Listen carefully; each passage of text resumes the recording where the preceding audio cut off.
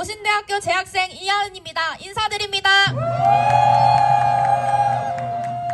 존경하는 대한민국 국민 여러분, 그리고 대한민국의 미래를 짊어진 사랑하는 청년 여러분, 우리는 현재 대한민국 역사의 중대한 기로에 서 있습니다.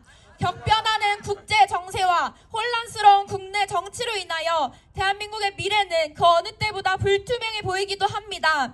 하지만 우리는 절망하지 않습니다. 맞습니다. 우리가 절망하지 않을 수 있는 이유는 공산주의의 세력과 반국가 세력의 준동으로 국가의 운명이 벼랑 끝에 서 있을지라도 대한민국 국민들의 부르짖는 함성과 기도와 정의의 외침으로 이 나라는 다시 세워질 것이기 때문입니다.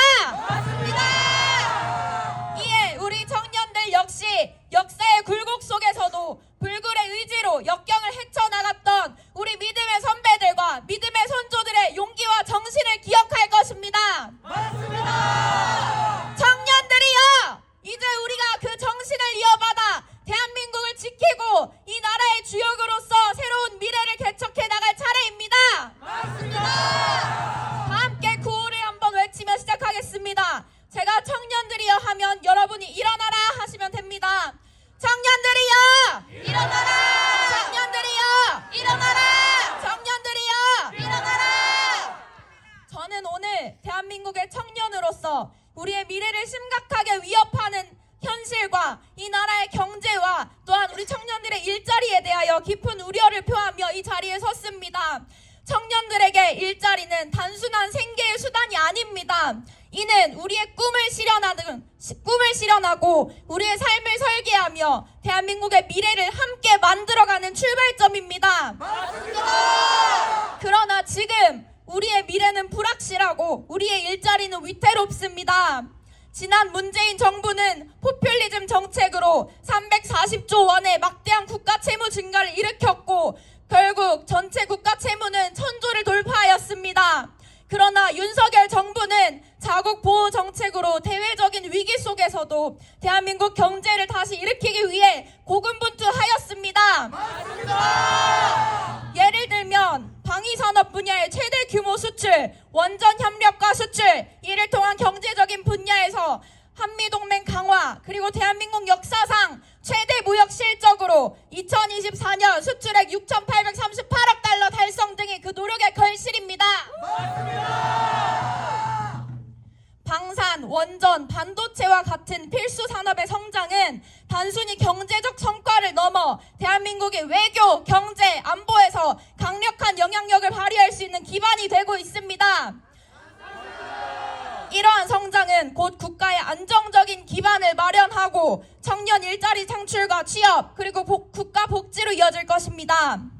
맞습니다. 그러나 우리는 묻지 않을 수 없습니다. 29회의 끊임없는 탄핵 남발로 대한민국 정부를 와해시키려고 하고 있는 거대 야당인 민주당은 과연 대한민국의 미래와 청년들의 일자리에 진정한 관심이 있는지 묻고 싶습니다. 맞습니다. 민주당은 휴전 상태에 있는 대한민국에서 반드시 필요한 방위산업 연구개발 비용 삭감, 대통령 비서실, 국가안보실의 특수활동비 82억 원 삭감, 마약 단속 등을 해야 하는 검찰의 특정 업무 경비 506억 원 삭감, 감사원의 특정 업무 경비 등 60억 원 삭감, 경찰의 특수활동비 31억 원 삭감, 정부 예비비 2조 4천억 원 삭감, 청년 일자리 및 금융지원 관계 예산 약 400억 원 삭감, 군 장병 복지 및 처우 개선 예산 약 3천억 원 등을 삭감하였습니다. 맞습니다. 그러나 국회의원 자신들의 연봉 인상은 전년 대비 2% 인상하여 1억 6천만 원의 거액을 연봉을 받고 있습니다. 과연 이것이 합당한 처사입니까? 아닙니다. 저들은 대한민국 자체를 마비시키고 멈추려 하고 있습니다. 또한 세계적으로 경쟁력을 갖춘 원자력 산업을 축소시키고 실효성 없는 태양광 등 중국과 연계된 신재생에너지 사업에만 집착하고 있습니다. 이는 대한민국의 에너지 주권을 심각하게 위협하는 행위입니다. 맞습니다. 더욱 우려되는 문제는 대한민국의 군사 기밀과 국가 경제의 핵심 기술인 반도체 등의 기술이 중국으로 유출되고 있다는 사실입니다. 맞습니다. 그럼에도 불구하고 이를 방지할 법적 장치를 마련하지 못하고 있습니다.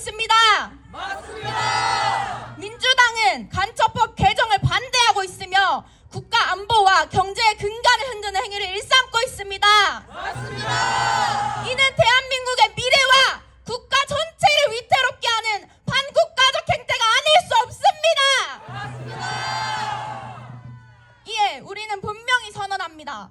대한민국 국가안보를 위태롭게 하며 나라 전체의 경제를 무너뜨리고 청년들의 일자리를 위협하는 등의 어떠한 반국가적인 행위도 용납할 수 없습니다. 맞습니다. 우리는 대한민국의 자랑스러운 청년으로서 이 나라 미래를 책임질 세대로서 민주당의 무책임한 행태를 강력히 규탄합니다. 맞습니다. 함께 외치겠습니다. 민주당을 규탄한다! 규탄한다! 규탄한다! 규탄한다! 여러분, 최근 민주당의 박구용 교육연수원장의 논란 발언을 기억하십니까? 보수 성향을 가진 2030 세대에 대해 사유는 안 하고 계산만 한다.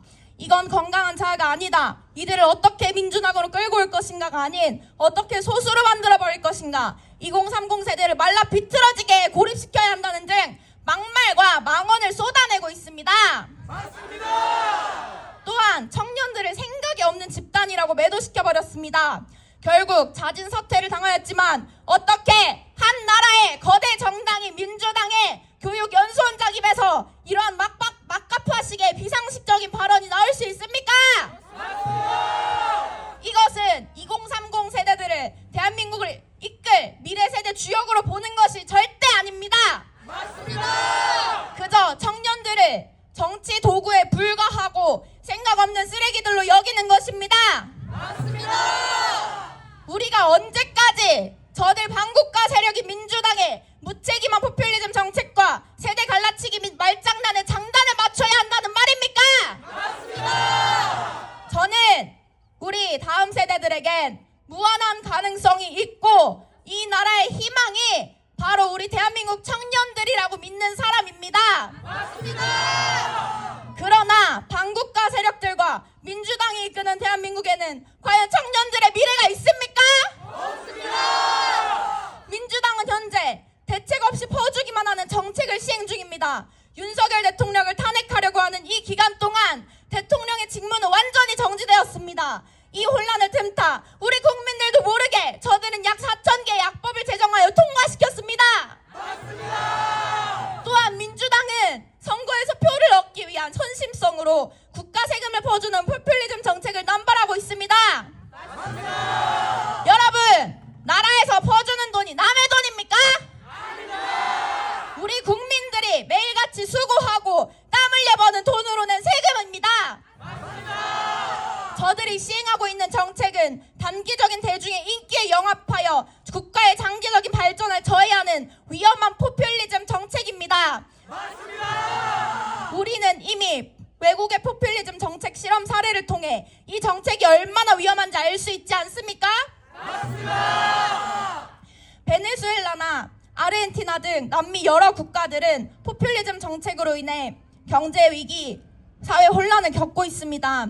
과도한 복지 지출과 통화 정책 실패로 인해 인플레이션이 발생하고 경제가 완전히 붕괴되었습니다. 그리스 역시 과도한 복지 정책과 방만한 재정 운영으로 인해 국가 부도 위기를 겪고 있습니다. 또한 더불어민주당의 일부 정책은 과도한 복지 지출이나 무분별한 현금 지원 정책을 시행하여 국가 부채를 증가시키고 우리 미래 세대의 부담을 가중시키고 있습니다. 맞습니다. 태어나자마자 우리 아이들은 국가의 빚더미에 눌려버리게 될 것입니다. 맞습니다. 또한 특정 세대의 이익을 옹호하는 이 정책은 세대 갈등을 심화시키고 사회 통합을 저해할 것입니다. 맞습니다. 기업 규제 강화나 반시장적인 정책으로 기업의 투자 의욕을 저하시키고 경제 성장을 저해하며 단기적인 성과에 치중하여 미래 세대를 위한 교육, 과학, 기술 등 장기적인 투자도 감소시키는 민주당의 무분별하고 빗나간 정책의 요점을 우리 국민들은 반드시 알아야 합니다. 맞습니다. 존경하는 국민 여러분, 청년 하구 여러분, 현재 전 세계는 자국 보호와 무한 경쟁 시대로 접어들었습니다. 여러분, 지금 대한민국은 상식과 비상식의 대결 중이며 이미 자유와 공산 세력 및 반국가 세력과의 체제 전쟁 중입니다. 맞습니다. 우리 대한민국 이미 국가 체제의 3분의 2 정도가 좌파 세력에게 점령당한 상태라고 합니다. 이렇듯 현재 대한민국은 국가의 존망이 백척간두에 서 있습니다. 하지만 시대가 암울하며 치닫고 미래가 보이지 않는다고 할지라도 우리는 끝까지 포기하지 않을 것입니다.